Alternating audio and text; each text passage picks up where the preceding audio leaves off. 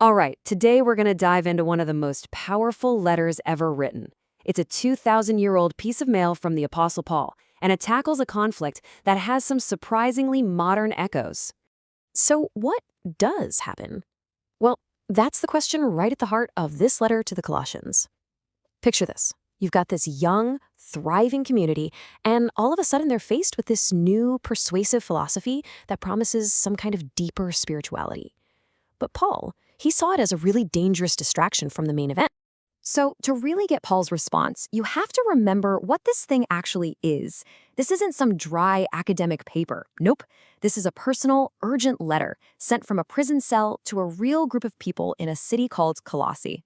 Paul, along with his friend Timothy, is writing to this church, and what's really interesting is how he even knew about them.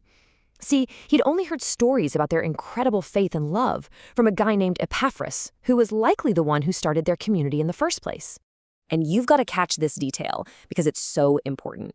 Paul feels this deep connection and this sense of responsibility for a group of people he has never even seen face to face.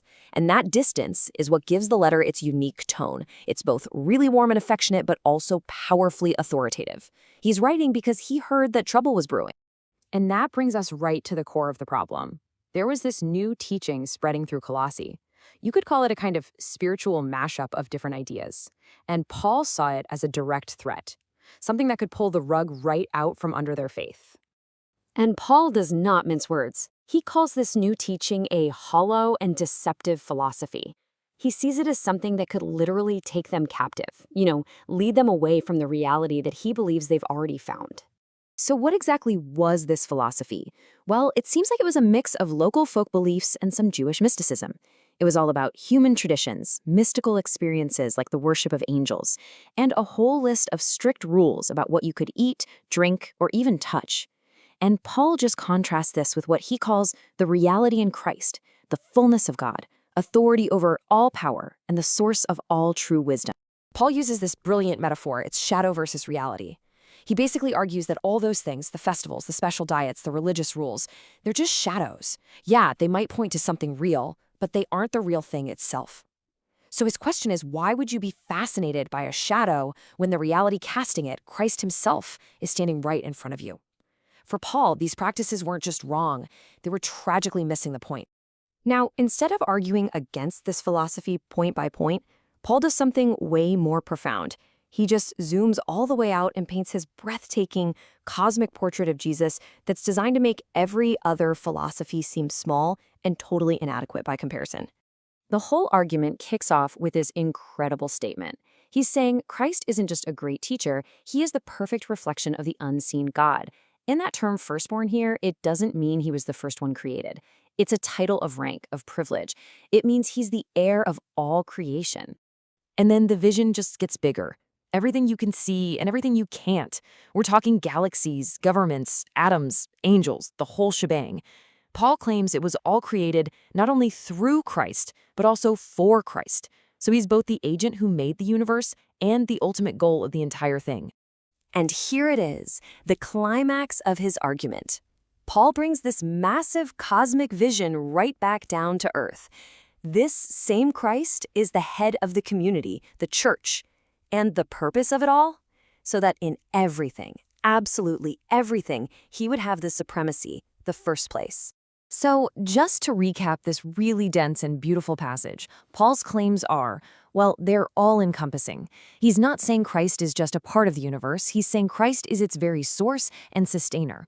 He's the head of this new community, the pioneer of resurrection, the fullness of God in human form, and the one who brings everything in heaven and earth back into harmony with God.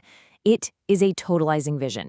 Okay, so that is some incredibly high-level theology. But for Paul, it was never, ever meant to just stay in the clouds.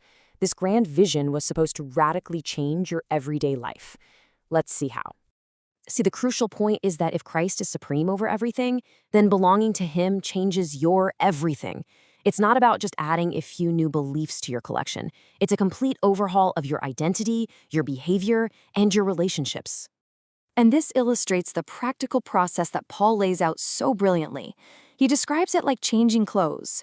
He says you have to actively put off the old self, with all its destructive habits like anger, slander, and lying. And in its place, you put on the new self. You literally clothe yourself with compassion, kindness, humility, forgiveness, and above all, love. Paul then applies this new identity to the most basic social structure of his day, the Roman household.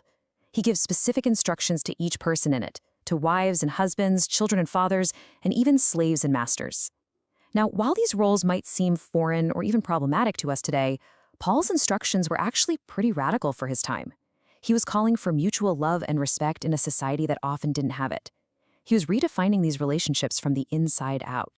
So as the letter starts to wind down, Paul shifts from the grand theology and the household ethics to some final personal pieces of advice and a few greetings.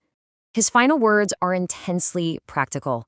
He urges them to be committed to prayer, to be smart and gracious in how they interact with people outside their community. He even tells them to share his letter with the neighboring town, which shows that he knew this message was for a much wider audience. And he ends with this personal, really poignant sign-off. He takes the pen himself to write the final lines, and his last request is simple: remember my chains. It is such a stark reminder that this soaring, cosmic letter about the supremacy of Christ over the entire universe was written from the darkness of a prison. So that's the letter to the Colossians, an ancient response to a new philosophy. And it leaves us with a pretty powerful question for our own time, doesn't it? In a world that tells us to sample everything, that truth is all relative, what does it mean to even consider Paul's radical claim that ultimate reality and our own sense of completeness isn't found by adding more things to our life, but by finding it all in one person?